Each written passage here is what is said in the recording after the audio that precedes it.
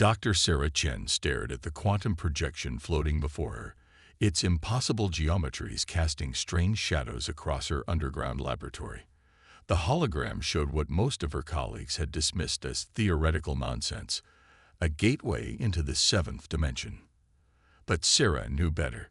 She'd spent the last decade proving everyone wrong, including the smug representatives of the Galactic Council who'd labeled humanity as primitive primates barely worth monitoring.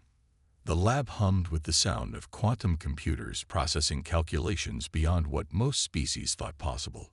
Sarah adjusted her interface glasses, the augmented display showing streams of data that would have seemed like gibberish to anyone else. But to her, they were the building blocks of a revolution. Running final simulation, she announced to the empty lab, her voice steady despite the exhaustion of another 18-hour day. The hologram shifted, showing the theoretical framework of what she dubbed Project Descended, humanity's first 7th-Dimensional vessel. 3 years ago, when the Galactic Council had first made contact, they'd treated Earth like a quaint curiosity. Their ambassador, a towering crystalline being called Xerxes, had actually patted her on the head during the first scientific exchange. Charming. They'd said, "How you still think in terms of simple spacetime." The memory still made her blood boil. But it had also fueled her determination. While the Council thought humans were focused on basic faster-than-light travel, Sarah had been pursuing something far more ambitious. The seventh dimension wasn't just about movement through space or time. It was about fundamental reality manipulation. The simulation reached its conclusion, and Sarah held her breath. Green indicators flashed across her display. "Holy shit," she whispered, double-checking the results. "It works. It actually works." She was about to start another verification run when her security system pinged. Someone was approaching the lab. Someone who shouldn't have known it existed. Sarah quickly encrypted her data and activated the quantum camouflage fields. The hologram flickered and vanished just as heavy footsteps echoed down the corridor. The door slid open, revealing a figure that made Sarah's heart skip. Admiral Torres, head of Earth's Defense Initiative, stood in the doorway.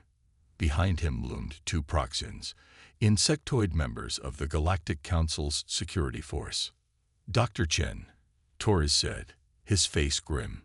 "The Council has concerns about your research." Sarah's hand moved slowly toward the quantum transmitter under her desk, the one connected to her private server. "I wasn't aware the Council took an interest in theoretical physics, Admiral."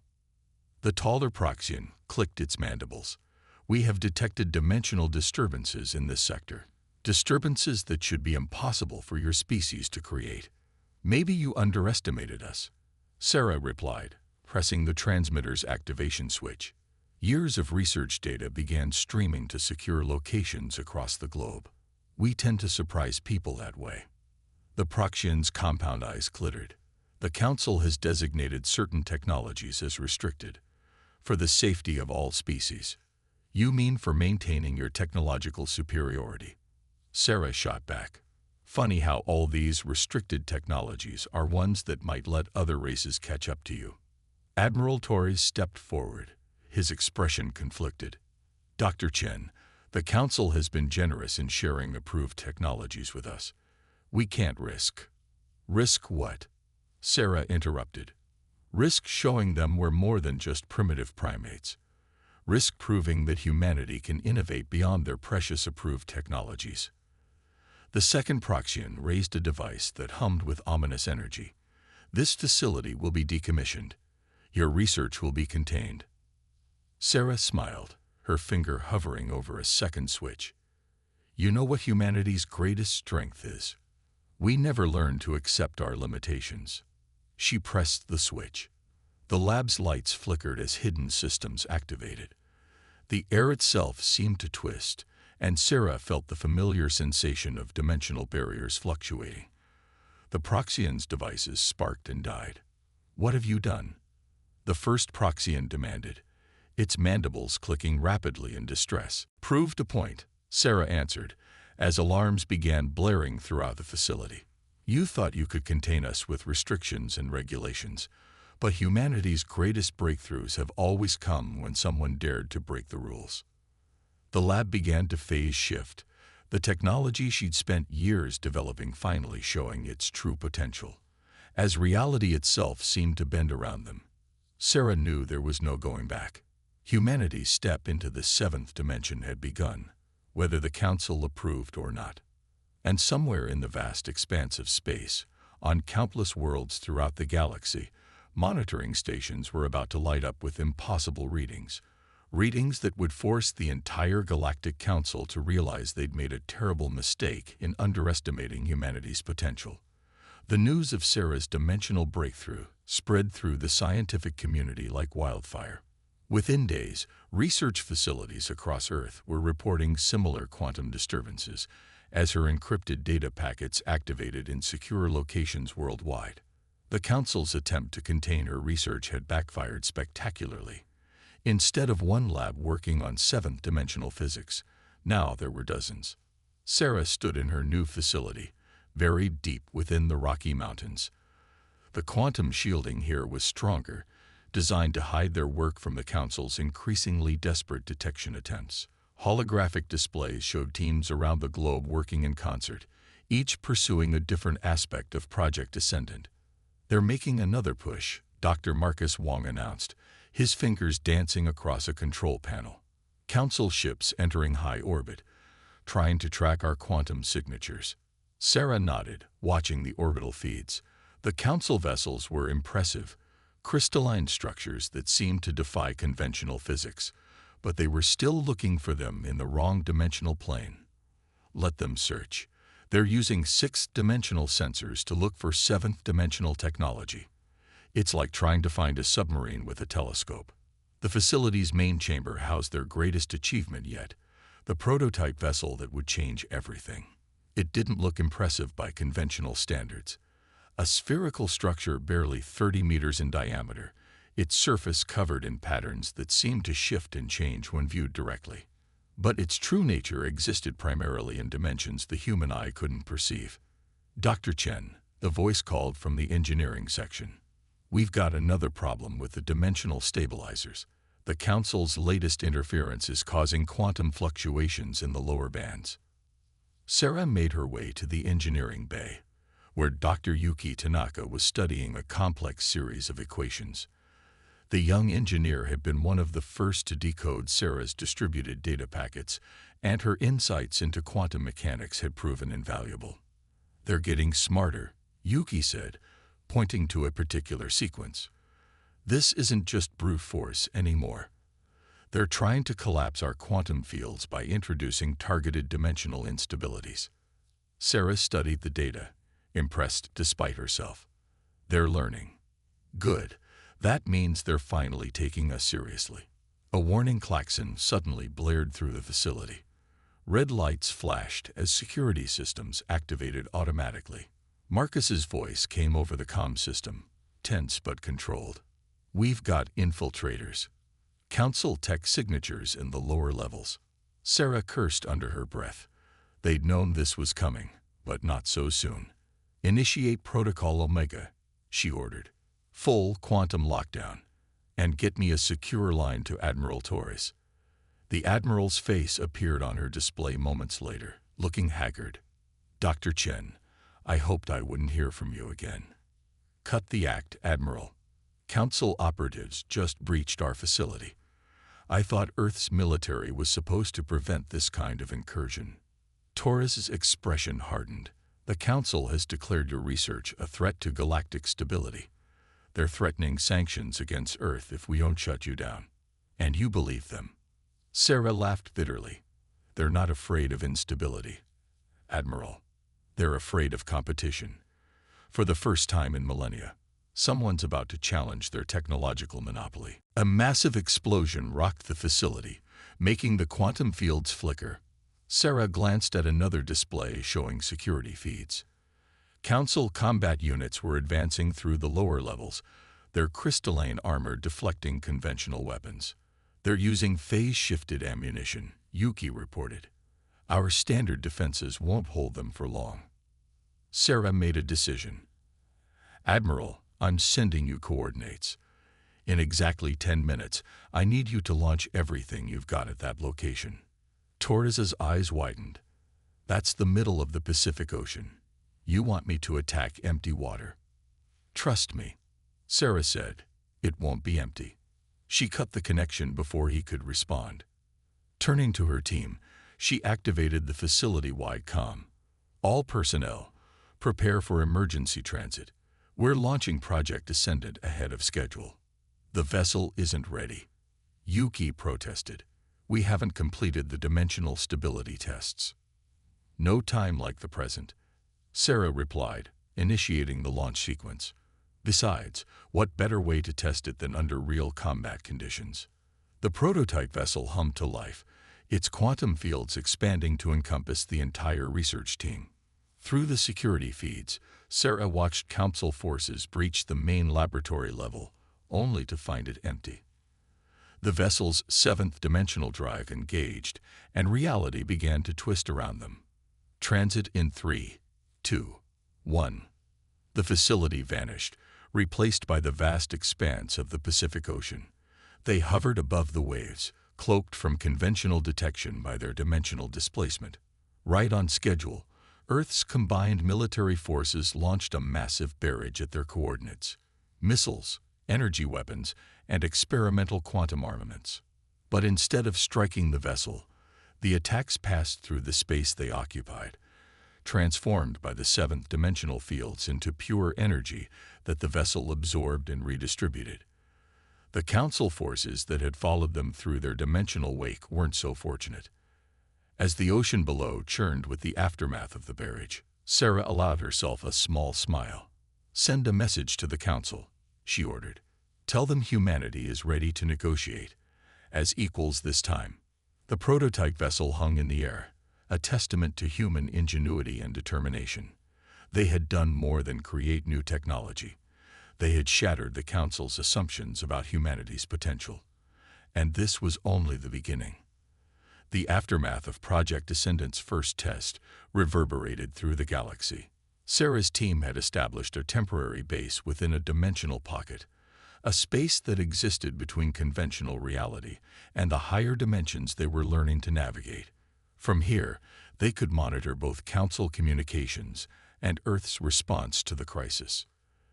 They're calling an emergency session, Marcus reported, analyzing the quantum encrypted transmissions from the Council's central world. First time in 3 centuries, according to their archives. Sarah studied the dimensional readouts from their prototype vessel. The 7th-dimensional drive had performed better than expected during their escape, but the power consumption was concerning. Any word from Earth? Mixed reactions, Yuki said, scrolling through various feeds. The Council's threatening a full blockade, but several smaller civilizations are speaking up in our defense. Apparently, we're not the only ones tired of the Council's technological restrictions. A subtle vibration ran through their dimensional pocket, like ripples in a pond. Sarah's instruments lit up with warnings. Something was approaching, something that understood 7th-dimensional physics far better than the Council's forces had. Unknown vessel detected, the security system announced. Dimensional signature, undefined. Sarah's team scrambled to battle stations, but she held up a hand. Wait, look at these readings. The approaching ship wasn't trying to breach their defenses or collapse their dimensional pocket. Instead, it was carefully matching their quantum frequency, like someone knocking politely on a door. A communication request pinged their systems, using protocols that hadn't been included in any of the Council's databases. Sarah hesitated, then accepted the connection. The holographic display flickered to life, revealing a being unlike any she'd seen in the Council's records. The alien appeared to be composed of shifting geometric patterns, its form suggesting a deeper understanding of dimensional physics than even their breakthrough had achieved. When it spoke, its words translated directly into their minds. Dr. Sarah Chen, the being said, its patterns rippling with what seemed like amusement. We've been watching your progress with great interest. I am Nexus, a representative of the dimensional architects. Sarah's mind raced. The Council's archives had made no mention of such a civilization. You're not part of the Galactic Council. We predate their organization by several million years, Nexus replied. We chose to step back from galactic affairs when younger races began to emerge, watching their development from the higher dimensions. The Council's rise to power was disappointing, but not unexpected. Why reveal yourselves now? Sarah asked, though she suspected she knew the answer. Because you've done something remarkable, Nexus said. Your species made a technological leap that should have been impossible given your level of development. You didn't just discover 7th-dimensional physics. You innovated. You found approaches that even we hadn't considered. Yuki stepped forward, her scientific curiosity overcoming her caution. But our understanding is still limited. We barely understand how our own breakthrough works. That's exactly why it's so impressive, Nexus responded. You didn't simply follow established theoretical frameworks. You created something new. The Council fears this innovation because they've forgotten how to achieve it themselves. They've become custodians rather than creators. The dimensional pocket rippled again as Nexus's ship moved closer. New data began flowing into their systems, secrets of dimensional engineering that made Sarah's breakthrough seem primitive by comparison. But they weren't complete solutions.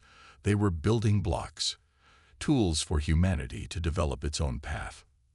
We're not here to give you answers, Nexus explained. We're here to offer an alliance.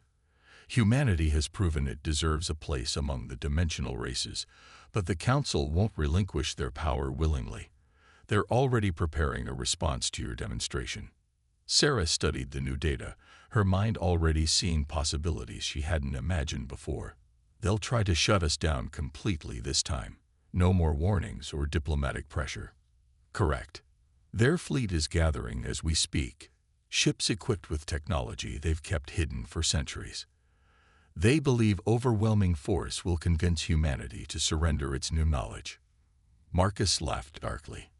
They really don't understand humans at all, do they? No. Nexus agreed, its patterns shifting to something that might have been a smile. They don't. But we do. We've watched how your species responds to challenges, how you turn limitations into advantages. The Council thinks they're protecting galactic stability, but they're actually stifling growth and innovation. It's time for a change. Sarah looked at her team, seeing the same determination in their eyes that she felt. What exactly are you proposing? We'll help you prepare for what's coming, Nexus said. Not by giving you weapons or ships, but by helping you understand the true potential of what you've created. The Council doesn't fear your 7th-dimensional vessel. They fear what it represents. The end of their technological monopoly. The emergence of a species that can think beyond their established boundaries. The dimensional pocket hummed with energy as Nexus's ship linked with their systems, establishing a permanent connection. You have 3 days before the Council's fleet arrives, Nexus warned. Time enough to show them that humanity isn't just ready to join the galactic community. You're ready to help lead it into a new era. Sarah turned to her team, her mind already formulating plans. 3 days to revolutionize dimensional physics and prepare for a confrontation with the most powerful fleet in the galaxy. Sounds like a normal week at the office. The prototype vessel pulsed with new energy as they began integrating the architect's insights with their own innovations. The Council thought they were coming to put down an upstart species.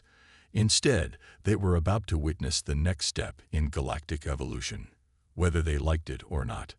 The 3 days passed in a blur of activity. Under Nexus's guidance, Sarah's team worked to integrate the dimensional architect's knowledge with their own innovations. The prototype vessel, now dubbed Prometheus, had evolved far beyond its original design. Its quantum architecture now existed simultaneously across multiple dimensional planes, making it both more powerful and more unpredictable than ever. Council fleet detected, Marcus announced from his station. They're dropping out of hyperspace in attack formation, counting over 300 vessels, including designs we've never seen before. Sarah stood in Prometheus's newly redesigned control center, watching as holographic displays showed the approaching armada. The Council ships were beautiful in their alien complexity, crystalline structures that caught and refracted starlight in impossible ways. But beneath that beauty lay devastating firepower. "They're broadcasting on all frequencies," Yuki reported, demanding our immediate surrender and the handover of all dimensional technology. "Send them our response," Sarah ordered, a slight smile playing at her lips. The message they'd prepared was simple, a mathematical proof demonstrating that their understanding of dimensional physics now exceeded the Council's own. The Council fleet's reaction was immediate. Their formation shifted, weapons systems charging with enough energy to reduce a small planet to ash. But Sarah wasn't worried. The past 3 days hadn't just been about improving their technology. They'd been about understanding its true potential. "Dimensional drive online," Marcus reported. "All systems showing green. We're ready." Sarah nodded. "Begin the demonstration." Prometheus pulsed with energy as its 7th-dimensional drive engaged. But unlike their previous test, this time they weren't trying to hide or escape. Instead, the vessel began to multiply, not physical copies, but dimensional echoes, each one existing in a slightly different layer of reality. The Council fleet opened fire, their advanced weapons cutting through space with devastating precision. But Prometheus's echoes absorbed each attack, converting the energy into fuel for further dimensional manipulation. It was exactly what Sarah had theorized. The more force they used against the 7th-dimensional field, the stronger it became. "They're adapting," Yuki warned, "detecting attempts to match our dimensional frequency." "Let them try," Sarah replied. "Execute Phase 2. Prometheus's echoes began to move in perfect synchronization, creating interference patterns in the fabric of reality itself. The effect rippled outward, catching the Council fleet in a web of dimensional distortions. Their mighty ships suddenly found themselves fighting against the laws of physics themselves. Multiple Council vessels showing signs of power failure, Marcus reported, unable to keep the excitement from his voice. Their dimensional dampers can't handle the feedback. But the Council wasn't finished. Their flagship, a massive crystalline structure at the heart of their formation, began to pulse with a different kind of energy. They were attempting to collapse all dimensional barriers in the area, a desperate move that could have catastrophic consequences. "They're going to tear a hole in space-time," Nexus warned, its patterns shifting with concern. "Even we never dared to attempt something so reckless." Sarah's mind raced, calculating possibilities. "They're not trying to defeat us," she realized. "They're trying to prove that humanity isn't ready for this technology, that we're too dangerous to be trusted with it." She made a decision. "Divert all power to the dimensional stabilizers. We're going to contain their attack." "That's impossible," Yuki protested. "The energy requirements would be impossible using conventional physics," Sarah finished. "But we're not playing by those rules anymore." Prometheus's systems responded to her commands, its dimensional echoes converging into a new configuration. As the Council flagship unleashed its attack, tearing at the very fabric of reality, Prometheus met the challenge head-on. The vessel's 7th-dimensional field expanded, not just containing the dimensional collapse but reshaping it. The space around them transformed into a swirling maelstrom of quantum possibilities. Council ships found themselves trapped in dimensional eddies, their mighty weapons useless against forces they couldn't comprehend. But Prometheus remained steady, a fixed point in the chaos, demonstrating not just technological superiority, but a fundamental understanding of how to use it responsibly. "Message from the Council flagship," Marcus announced. "They're requesting a ceasefire." Sarah allowed herself a moment of satisfaction. "Accept their request. Show them we can be reasonable." As the dimensional distortions faded, the true extent of their victory became clear. The Council fleet hung motionless in space, their ships intact but thoroughly outmaneuvered. They had come expecting to put down an upstart species. Instead, they had witnessed the birth of a new power in the galaxy. "Open a channel to their flagship," Sarah ordered. I think it's time we had a proper discussion about humanity's place in the galactic community. The final confrontation was still to come, but they had proven something vital. Humanity wasn't just ready for advanced technology. They were ready to help guide its development in new and unexpected directions. The galaxy would never be the same, and that was exactly what they had been fighting for. The Council's central chamber was nothing like Sarah had imagined. Instead of the cold, sterile environment she'd expected, the vast space pulsed with living light, its crystalline walls reflecting the combined technological achievements of 1,000 civilizations. But today, those walls reflected something new: change. You understand what you're asking of us. The Council elder spoke, its crystalline form shifting through complex patterns of light. 10,000 years of established order, appended in a matter of days. Sarah stood before the assembled council, Prometheus's success having earned humanity a right few species had ever received, the chance to address the full council directly. Behind her, holographic displays showed the aftermath of their confrontation, the council fleet's failed attempt to contain humanity's breakthrough. "We're not asking you to surrender your authority," Sarah replied, her voice carrying clearly through the chamber. "We're asking you to evolve, to remember what it means to innovate rather than just preserve." The chamber hummed with the collective thoughts of hundreds of council representatives. Some radiated hostility, others curiosity, but all were focused intently on the human who had forced them to question their most basic assumptions. Nexus floated nearby, its geometric form a stark contrast to the council's crystalline aesthetics. "The dimensional architects support humanity's proposal," it announced. "We have watched and waited for millennia, hoping a species would emerge that could break the cycle of stagnation. Humanity has proven themselves worthy of this role. By defying our restrictions," a council member demanded, "by developing dangerous technologies without oversight, by thinking beyond them," Sarah corrected. "You created those restrictions to prevent catastrophe, to stop younger races from destroying themselves. But in doing so, you also stopped them from growing, from finding new solutions to old problems." She gestured, and the holographic displays shifted, showing the unique properties of Prometheus's 7th-Dimensional drive. "We didn't just copy existing technology.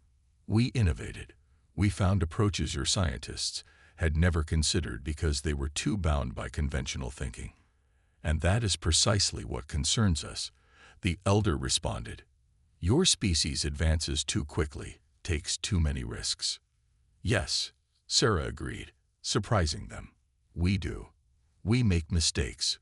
We fail, but we learn from those failures. That's something your civilization seems to have forgotten how to do." The chamber fell silent as her words sank in. Then, unexpectedly, one of the younger council members moved forward.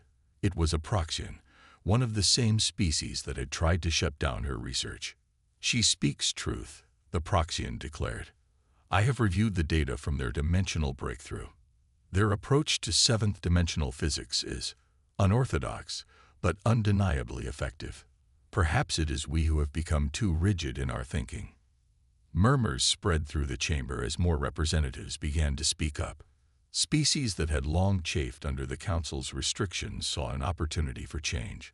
Others, seeing the writing on the wall, began to calculate how to adapt to this new reality. The elder raised a crystalline appendage, bringing order to the chamber. "What exactly are you proposing, Dr. Chen?" "A new approach to galactic governance," Sarah said, laying out the plan she and her team had developed. "Instead of restricting access to advanced technology, create a framework for responsible innovation. Let species develop their own solutions rather than forcing them to follow predetermined paths. The council becomes a guide rather than a gatekeeper, and humanity would help implement this new approach." The elder's tone was skeptical, but not dismissive. "We would help demonstrate it," Sarah corrected. "Prometheus isn't just a ship. It's proof that different perspectives can lead to revolutionary breakthroughs. Imagine what could be achieved if all species were free to innovate, to share their unique approaches to problems." Nexus moved forward, its patterns shifting in what Sarah had learned to recognize as excitement. The dimensional architects offer our support in this transition. We have remained hidden for too long, watching potential wither under excessive restriction. It is time for a new age of discovery. The council chamber erupted in discussion, representatives debating the implications of such a fundamental change. But Sarah could see in their reactions that the battle was already won. The council couldn't return to its old ways. Humanity had proven that innovation couldn't be contained, only guided. Hours later, as she stood on Prometheus's observation deck, watching the council world shimmer below, Sarah felt a profound sense of achievement. They had done more than prove humanity's worth. They had catalyzed a transformation that would reshape galactic civilization. The Council has ratified the new protocols, Marcus reported, joining her at the viewport. They're already receiving applications from dozens of species wanting to participate in collaborative research projects. And humanity? Sarah asked, though she already knew the answer.